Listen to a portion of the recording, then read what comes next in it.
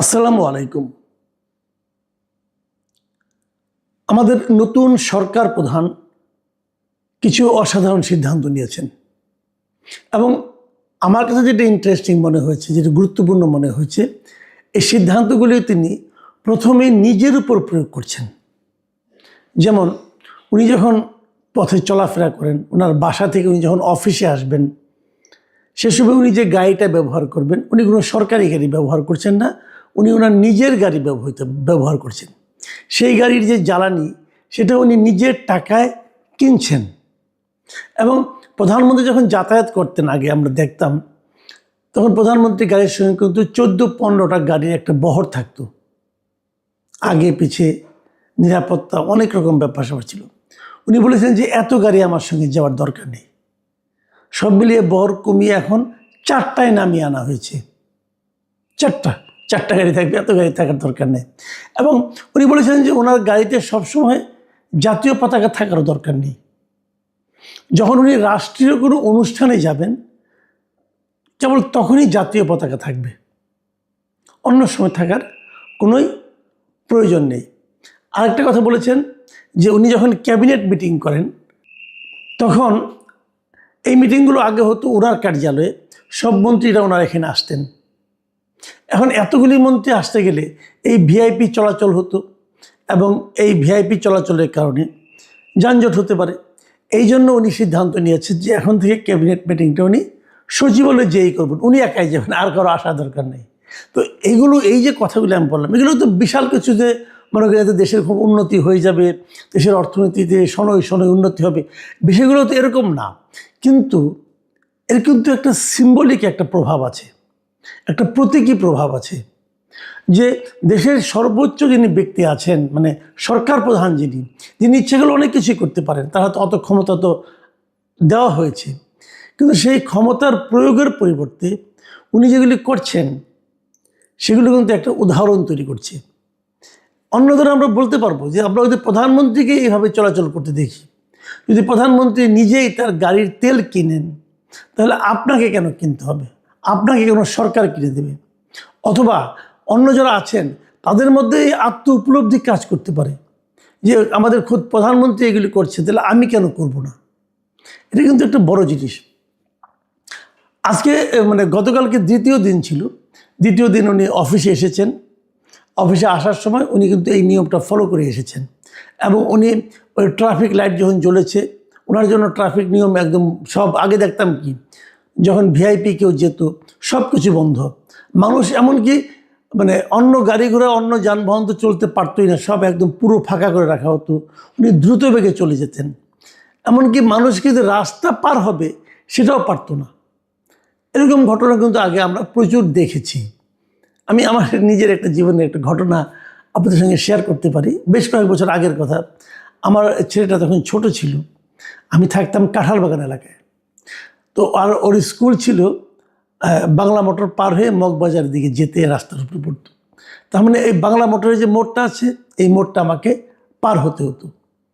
খুব সকালে একদিন ছেলেকে নিয়ে স্কুলে যাচ্ছে, আমি হেঁটে হেঁটে যেতাম ওকে নিয়ে, হেঁটে হেঁটে যাচ্ছি, কাঁঠালবাগান থেকে এসেছি, বাংলা মোটর মোড়ে এসে আমি আটকে গেছি। কেন?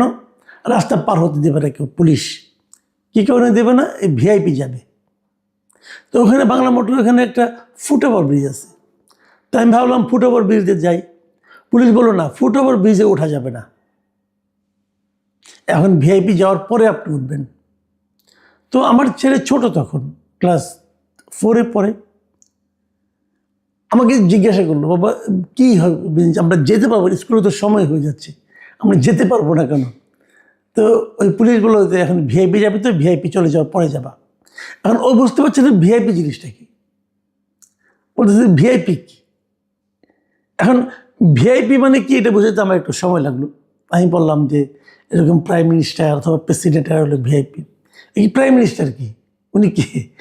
উনি দেশটা চালায়, উনি এই দেশটা চালায়, দেশটা কীভাবে চলবে না চলবে এটা চালায়, মানুষের সুবিধা অসুবিধা দেখে, হ্যাঁ, কার কি সুবিধা হবে এগুলো সে ঠিক করে দেয়।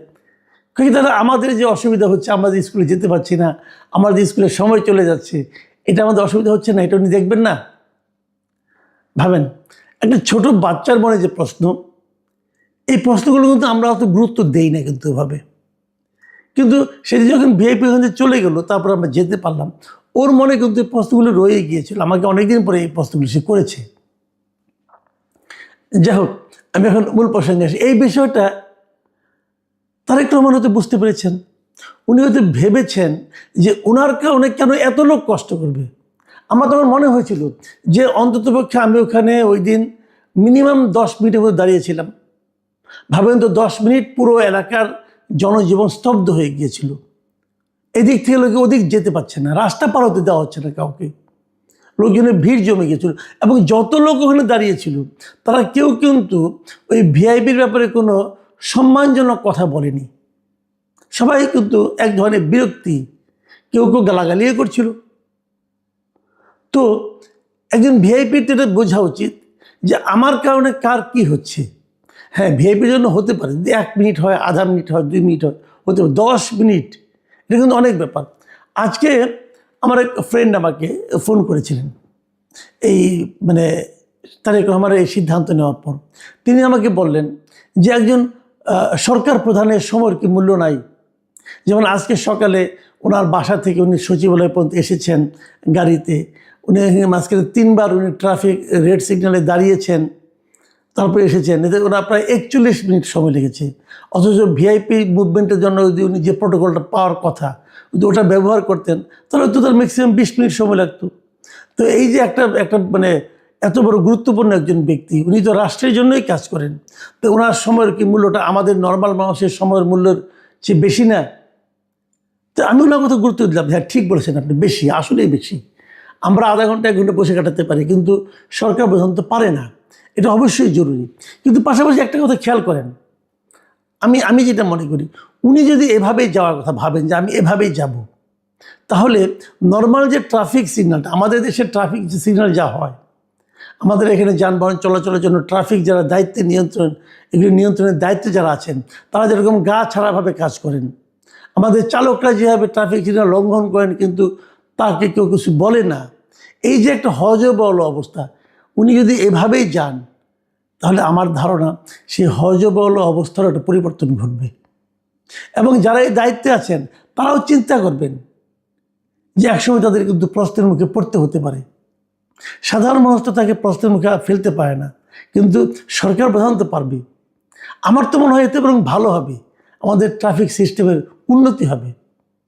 আমাদের ট্রাফিক সিস্টেম নিয়ে কেউ কি ভাবে?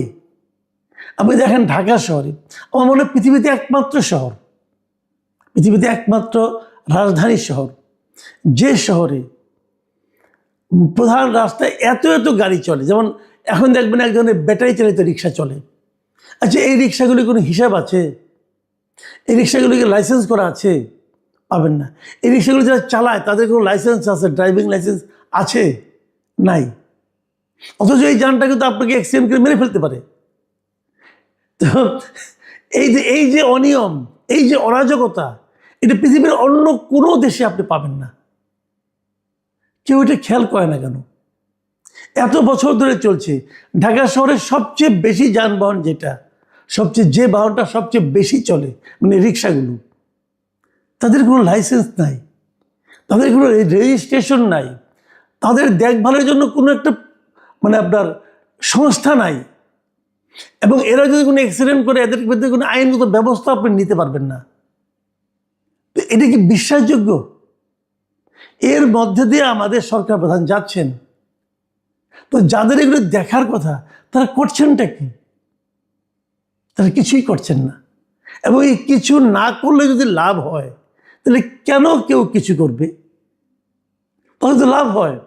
চাঁদাবাজি করতে পারে, এদের কাছ থেকে টাকা নিতে পারে, পুলিশ এদেরকে থামে হয়তো টাকা নিতে পারে। তো এই যে অনিয়ম, এই অনিয়ম তো দূর করতে হবে। কে দূর করবে? যদি যার দূর করার কথা, যিনি আদেশ দিবেন, তিনি যদি অনিয়মটাকে স্পর্শ না করেন, যেমন ধরেন আগে যারা প্রধানমন্ত্রী ছিলেন তারা কি বুঝতেন ঢাকা শহরের মানুষের যানজটের প্রকৃত চেহারাটা কি? বুঝতেন না, কারণ তারা তো যানজট দেখতেন না। আমি একটা জিনিস খেয়াল করে বলি, আরেকটা ঘটনা বলি। এই শার্ক ফোয়ারাটা আছে না সোনারগাঁও হোটেলের সামনে, এই শার্ক ফোয়ারাটা কি? ওখানে কিন্তু ফোয়ারা, মানে ওখানে পানির একটা ফোয়ারার মতো উঠতো আগে। তো আমি একদিন যাচ্ছি ওখানে, ওটা আমি কখনোই পানি উঠতে দেখতাম না। একদিন বিকেলে আমি হেঁটে হেঁটে যাচ্ছিলাম, 3টা 3:30টার মতো হবে বোধহয়। হঠাৎ সেখানে পানি ওঠানো হয়েছে এবং ওগুলি এত ময়লা পানি, মানে ওখানে পানি তো জমে থাকে, তাই না? ওখানে তো পানি কোনো ফ্লো নাই। এত ময়লা পানি সে উঠছে এবং সেটা কিন্তু আপনার খুব বিন্দু বিন্দু বিন্দু হয়ে কিন্তু ছড়িয়ে পড়ে, মানুষের গায়েও লাগে। তো আমি ওখানে একজন দাঁড়ানো, একজন পুলিশ ছিল, ট্রাফিকের লোক। আমি বললাম, ভাই এটা এখন আপনারা কেন চালাচ্ছেন? মানুষ হাঁটাহাঁটি করতেছে, তাদের গায়ে লাগতেছে, এটা তো বাতাস উড়ে যায়, খুব বিন্দু বিন্দু একদম বাষ্পের মতো হয়ে যায়, ময়লা পানি তো। উনি কি বললেন জানেন? যে একটু পরে এখান থেকে প্রাইম মিনিস্টার যাবেন, এই জন্য। আমি বললাম, আচ্ছা যখন প্রাইম মিনিস্টার যান এখান দিয়ে, সবসময় কি আপনারা চালান? ওই কি হ্যাঁ, যখন প্রাইম মিনিস্টার যান কেবল তখনই এটা চালানো হয়। এর অর্থটা হচ্ছে, আমি যেটা বলতে চাচ্ছি, যে প্রাইম মিনিস্টার কিন্তু মনে করতেন যে সে ফোয়ারাটা সবসময় চলে। ওনার গায়ে ময়লা পানি তো লাগতো না, কারণ ওনার গাড়িতে গ্লাস বন্ধ ছিল, কিন্তু উনি ফোয়ারাটা দেখতে দেখতে যাইতেন। তার মানে আমাদের প্রাইম মিনিস্টার যখন রাস্তায় যাতায়াত করতেন, তখন তারা যে দেশটাকে দেখতেন, যে বাংলাদেশকে দেখতেন, যে রাজপথ দেখতেন, যে যানবাহন দেখতেন, ওইটা আসলে আসল চিত্র নয়।